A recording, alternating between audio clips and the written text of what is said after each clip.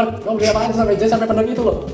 Kaos baru, headset baru, terus kasih HP, terhadap promo besar. Promo besar bukan apa-apa kalau misalnya ujung-ujungnya bikin kamu boros. Coba, uang jajanmu bulan ini sisa berapa? Nah, tinggal sedikit sih. Lah, terus kamu beli barang sebanyak itu pakai uang dari mana?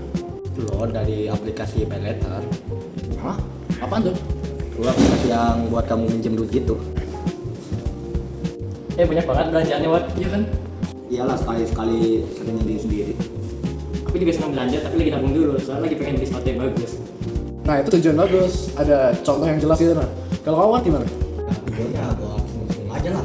Nah, kalau masalahnya gitu terus, nanti waktu misalnya ada sesuatu penting, tiba-tiba kamu malah gak ada uang.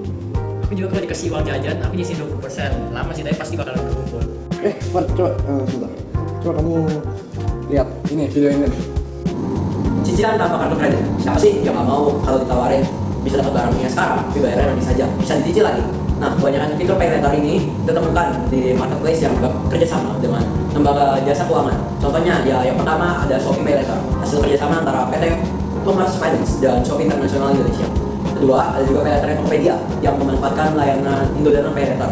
Ketiga, juga ada OVO yang punya fitur PayLater oleh PT Indonesia Bara Sejahtera atau Tarawai. Yang bikin seram ya bunganya PayLater ini bisa lebih tinggi, bahkan lebih tinggi dari kartu kredit dan juga KTA. Nah, mungkin beberapa tips bagi kalian yang mau pakai PayLater ya. Pertama, batasin pinjaman sesuai dengan kemampuan kalian. Maksimal cicilan itu 30% dari income kita. Kedua, pastikan kita bisa bayar cicilan tersebut tepat waktu. Dan ketiga, jangan pakai kalau kita nggak perlu banget. Sayang kan harus bayar bunga untuk sesuatu yang nggak penting. Oh iya. Kayaknya aku memang harus mulai berubah deh. Banyak yang aku beli itu juga jarang dipakai. Nah, bagus itu kalau udah sadar. Nah, kita bisa bikin rencana keuangan simpel aja. Misalnya, pertama catat pengeluaran, memang nggak mudah sih. Terus yang kedua, sisihkan sebagian buat tabungan. Jadi misalnya kamu dikasih uang jajan, kamu bisa sisihkan sebagian. Terus yang ketiga adalah kamu bisa membedakan kebutuhan, hal yang dibutuhkan dan keinginan atau mainan-mainanmu itu.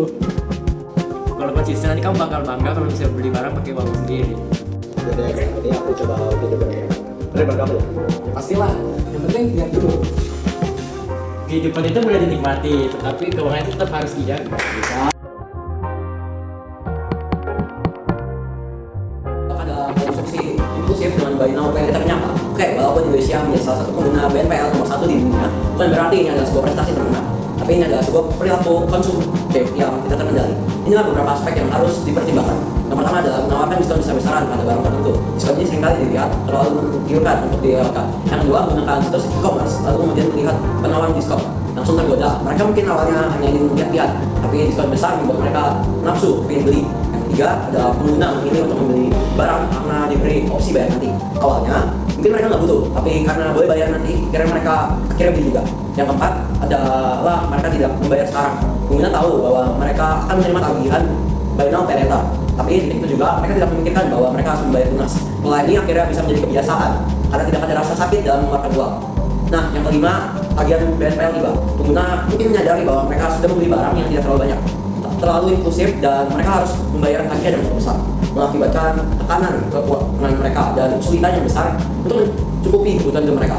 Skema ini menggambarkan bagaimana BNPL dapat digunakan sebagai alat untuk menghasilkan konsumsi yang inklusif dan pada gilirannya bisa mengarah pada masalah keuangan yang lebih serius. Nah, pemahaman ini harus Anda pahami dan harus Anda waspadai karena ini semua adalah jebakan impulsif.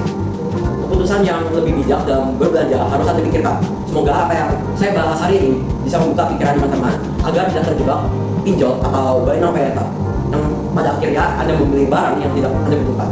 So, belanjalah dengan logika, bukan dengan emosi. Kami dari kelompok dapat pay later dan cicilan di kalangan pemuda. Salam pencerahan. One is the loneliest number that you'll ever do.